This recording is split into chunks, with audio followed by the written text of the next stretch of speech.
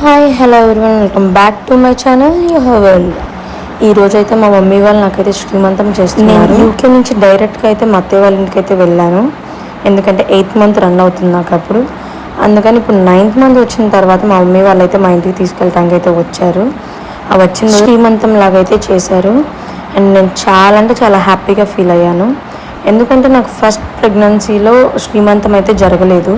అప్పుడు చేసుకుందాం అనుకున్నా కూడా నాకు 9th మంత్ స్టార్ట్ అవ్వగానే నాకైతే హాస్పిటల్ అడ్మిట్ అవ్వాల్సి వచ్చింది.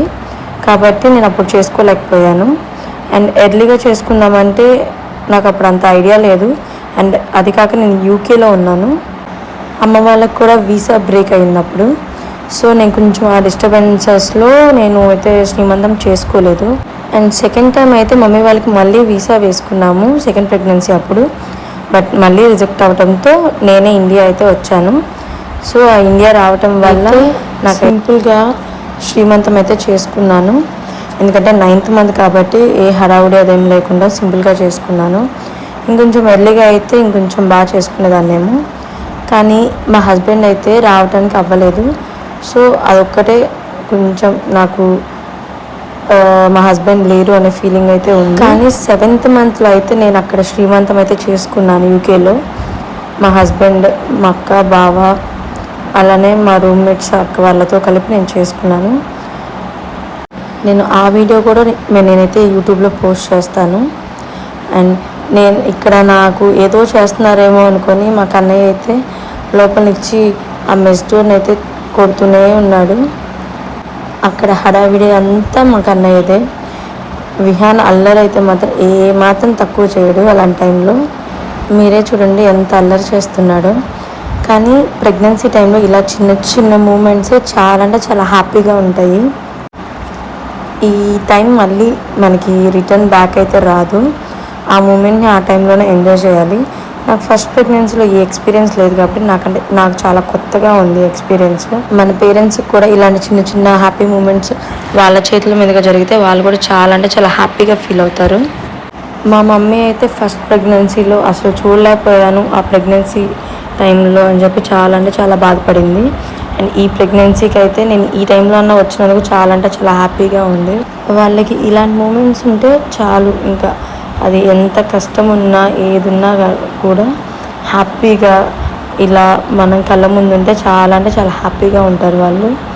అండ్ నేనైతే ఎంత హ్యాపీగా ఉన్నానంటే అమ్మ నాన్న చేతుల మీదుగా ఇలా నేను ఎక్స్పెక్ట్ చేయలేదు. ఈసారి కూడా వీసా బ్రేక్ అవ్వడంతో నేను అక్కడే ఉండాల్సి వస్తుందేమో, విహాన్ని ఇండియా పంపించాల్సి వస్తుంది అనుకున్నాను.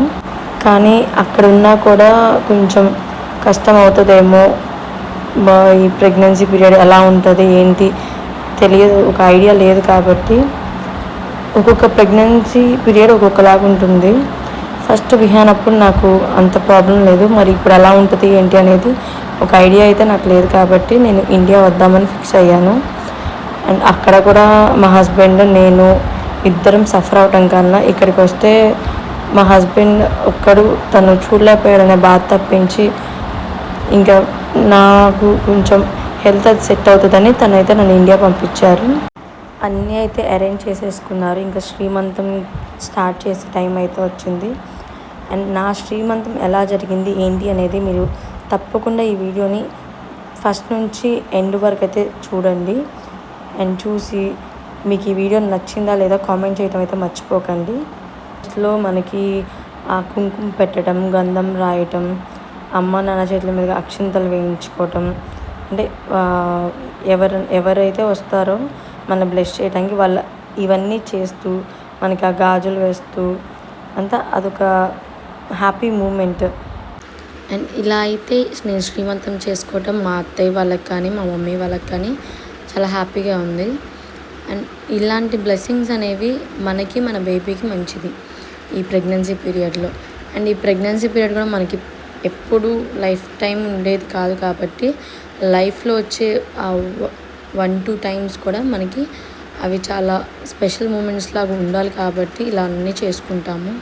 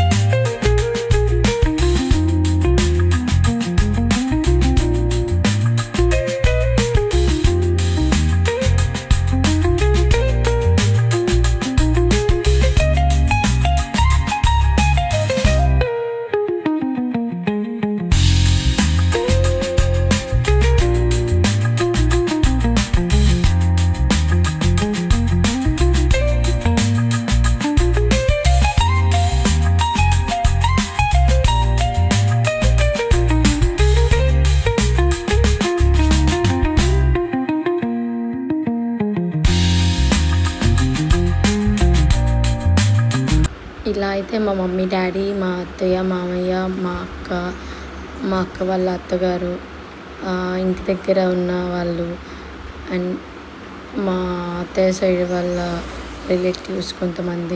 అండ్ నా వాయిస్ని అయితే ఇగ్నోర్ చేయండి, కొంచెం థ్రోట్ ప్రాబ్లం వల్ల వాయిస్ అయితే కొంచెం పోయింది. సో ఇలా ఉంది. అండ్ నా ప్రెగ్నెన్సీ పీరియడ్ మొత్తం ఎలా ఉంది ఏంటి అనేది వీడియో ఎవరికైనా కావాలి అంటే తప్పకుండా కామెంట్ బాక్స్లో కామెంట్ చేయడం మర్చిపోకండి. నేను 100% ట్రై చేస్తాను అది కూడా ఒక వ్లాగ్ తీసి పెట్టడానికి. అండ్ ఒక బేబీతో ఈ ప్రెగ్నెన్సీ పీరియడ్ మొత్తం ఎలా అయితే నేను యూకేలో ఉన్నాను ఏంటి అనేది మీకు తెలుసుకోవాలనుకుంటే కామెంట్ బాక్స్లో కామెంట్ చేయండి.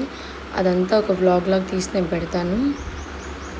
అండ్ శ్రీమంతం కంప్లీట్ అయిపోయిన తర్వాత ఇట్లా మా ఫ్యామిలీ మొత్తంతో ఫోటో సెక్షన్ అయితే కంప్లీట్ చేసుకున్నాము. అండ్ నా వీడియోని ఫస్ట్ నుంచి ఎండ్ వరకు పూర్తిగా చూసిన ప్రతి ఒక్కరికి థ్యాంక్ యూ. అండ్ నా ఛానల్ ఇంకా ఎవరైనా సబ్స్క్రైబ్ చేసుకుని ఉండకపోతే తప్పకుండా సబ్స్క్రైబ్ చేసుకోండి. ఈ వీడియో నాకు తెలిసి నేను డెలివరీ అయిన తర్వాత అయితే పోస్ట్ చేస్తాను, ఎందుకంటే ఈ సెకండ్ ప్రెగ్నెన్సీ రివీల్ అయితే నేను ఎక్కడ చేయలేదు యూట్యూబ్ షార్ట్స్లో కానీ లాంగ్ వీడియోస్లో కానీ. నేను మా మమ్మీ యూకేకి వచ్చిన తర్వాత వీసా ఓకే అయితే చెప్దాం అనుకున్నాను. ఎందుకు అంటే మాకు కన్ఫర్మ్ అయ్యింది అని తెలిసేటప్పటికే 5th మంత్లో ఉన్నాను నేను. సో మాకు రివీల్ చేసే ఛాన్స్ ఎక్కడ రాలేదు. ఆఫ్టర్ డెలివరీ నా UK to India flight journey and శ్రీమంతం వ్లాగ్స్ అన్నీ పోస్ట్ చేస్తాను. అండ్ నా వీడియోస్ అన్నీ తప్పకుండా ఫస్ట్ నుంచి ఎండ్ వరకు చూసుకొని నా ఛానల్ అయితే సబ్స్క్రైబ్ చేసుకోండి. Thank you for watching. అందాల బొమ్మకు సీమంతాలు, ఒడి నిండా పూలు పండ్లు పలహారాలు. అందాల బొమ్మకు సీమంతాలు, ఒడి నిండా పూలు పండ్లు పలహారాలు. గంధాలు పూయరే పన్నీరు జల్లరే, మంగళ హారతి పాడరే. అందాల బొమ్మకు సీమంతాలు, ఒడి నిండా పూలు పండ్లు పలహారాలు. పాదాలకు పచ్చనైన పసుపు రాయరే, ఆకుపచ్చ గాజులు చేయి నిండా వేయరే. పాదాలకు పచ్చనైన పసుపు రాయరే, ఆకుపచ్చ గాజులు చేయి నిండా వేయరే. పుట్టింటి చీరెలు అత్తింటి సారెలు, ఊరంత పిలుపులు ఇల్లంత వెలుగులు. చలివిడిని పెట్టరే అతివకు, చల్లని కానుపే జరగనని. అందాల బొమ్మకు సీమంతాలు, ఒడి నిండా పూలు పండ్లు పలహారాలు. అందాల బొమ్మకు సీమంతాలు, ఒడి నిండా పూలు పండ్లు పలహారాలు. వంశమునే నిలబెట్టే బాబు